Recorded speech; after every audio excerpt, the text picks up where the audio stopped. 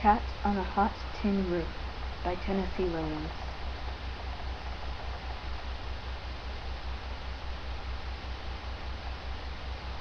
Lacey! Lacey! Yeah, I'm coming. Oh, Lacey! Alright, I'm coming. Come on, boy. They're waiting for us and stuff. Brick! Brick!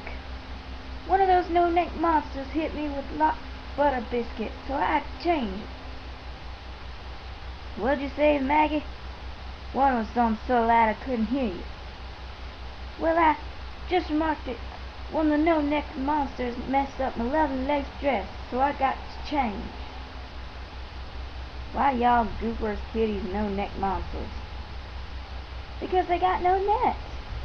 Isn't that a good enough reason? Don't they have any necks? None visible. Their fat little heads are set on their fat little bodies without a bit of connection. Hear them? Hear them screaming? I don't know where their voice boxes are located, since they got no necks. I tell you, I got so nervous at that table tonight, I thought I'd throw back my head and utter a howl you could hear across the Arkansas border. I said to your charming sister-in-law, May, honey, couldn't you feed those precious little things at a separate table with an oilcloth cover? They make such a mess, and the lace cloth looks so pretty. She made enormous eyes at me and said, oh no, on Big Daddy's birthday? Why, he would never forgive me. Well, I want you to know Big Daddy hasn't been at the table 2 minutes with those 5 no-neck monsters slobbering and drooling over their food before I threw down his fork and shouted, for God's sake, Goopa, why don't you put them pigs good at truck in the kitchen? Well, I swear I simply could have died. Think of it, Brick. They got 5 of them and number 6 is coming. They brought the whole bunch down here like animals to display at the country fair. Why, they have those children doing tricks all the time. Junior, show Big Daddy how you do this. Show Big Daddy how you do that. Say a piece for Big Daddy. Sister, brother, show Big Daddy how you stand on your head. Show your dimples, sugar. It goes on all the time, along with constant little remarks and innuendos about the fact that you and I have not produced any children, are totally childless and therefore totally useless. Of course it's comical, but it's also disgusting since it's obvious what they're up to. What are they up to, Maggie? Why, you know what they're up to. I'll tell you what they're up to, boy mine. They're up to cutting you out of father's estate, and now that we know Big Daddy's dying of cancer. Do we? Do we know Big Daddy's dying of cancer? Got the report today. Oh. Yep, got the report just now. It didn't surprise me, baby.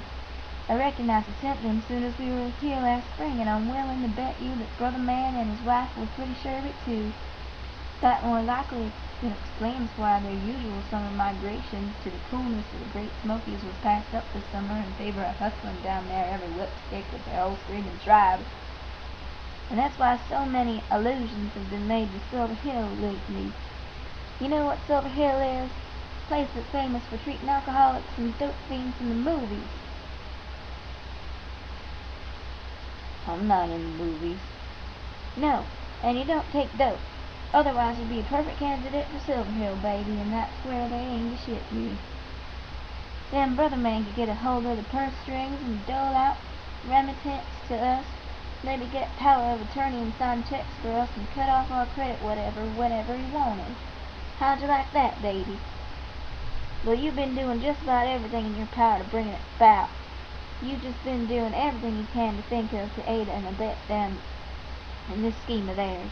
Quitting work, devoting yourself to the occupation of drinking, breaking your ankle last night on the high school athletic field, doing what? Jumping hurdles? At 2 or 3 in the morning? Just fantastic. Got in the paper. Parksdale Register carried a nice little item about it. Human interest story about a well-known former athlete staging a one-man track meet on the high school athletic field last night, but was slightly out of condition. I didn't clear the first hurdle. Brother Man Gooper claims he exercised his influence to keep it from going out over AP and UP and every other damn P. But Brett, you still have one big advantage. Did you say something, Maggie? Big Daddy dotes on you, honey, and he can't stand Brother Man and Brother Man's wife, that monster of fertility, May. She's downright odious to him. Know how I know? By little expressions that flicker over his face when that woman is holding both one of her choice targets, such as how she refused twilight sleep when the twins were delivered, because she feels motherhood is an experience that women ought to experience fully, in order to fully appreciate the wonder and beauty of it. Ha! And how she made Brother Man come in and stand beside her in the delivery room so he would not miss out on the wonder and beauty of it either. Clearly from those no-neck monsters. Big Daddy shows my attitude towards those two. As for me, well, I'd give him a laugh now and then, and he tolerates me. In fact, I sometimes suspect that Big Daddy harbors a little unconscious left for me. What makes you think Big Daddy has a left for you, Maggie? Why, he's always dropping his eyes down my body when I'm talking to him, drops his eyes from my boobs and licks his old chops.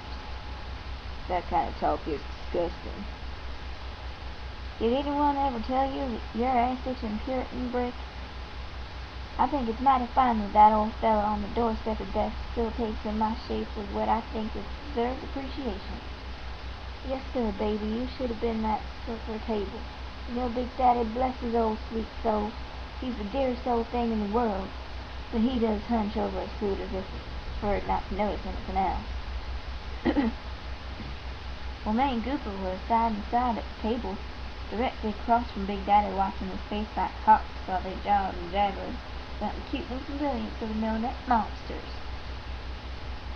And the no-neck monsters were ranged round the table, some in high chairs and some on books of knowledge, all in fancy little paper caps in honor of Big Daddy's birthday. And all through dinner, well, I want you to know Brother Man and his wife never once for one moment stopped exchanging pokes and pinches and kicks and signs and signals. Even Big Mama, bless her old sweet soul, she isn't the quietest and brightest thing in the world. She finally noticed, laughed, and said, "Gooper, what are you doing and May making all these signs at each other about? I swear to God, I nearly choked on my chicken." "What?" Nothing. You know, your brother Gooper still cherishes the illusion he took a giant step up this social ladder when he married Miss May Flynn of the Memphis Flynn's.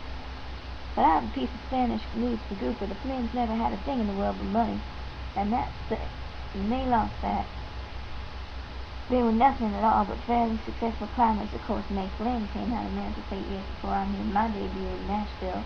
But I had friends at Ward Belmont who came to Memphis, and they used to come to see me, and I used to go see them for Christmas and Springs, and so I know who rates and who doesn't rate in Memphis City. Why, you know old Papa Flynn, he barely escaped doing time in the federal pen for shady manipulations on the stock market when he changed store prices. As for May having been a cotton carnival queen that they remind us so often lest we forget, well, that's one honor I don't envy for her. Sit on a brass throne, on a tacky float, and ride down Main Street smiling, bowing, and blowing kisses to all the trash on the street.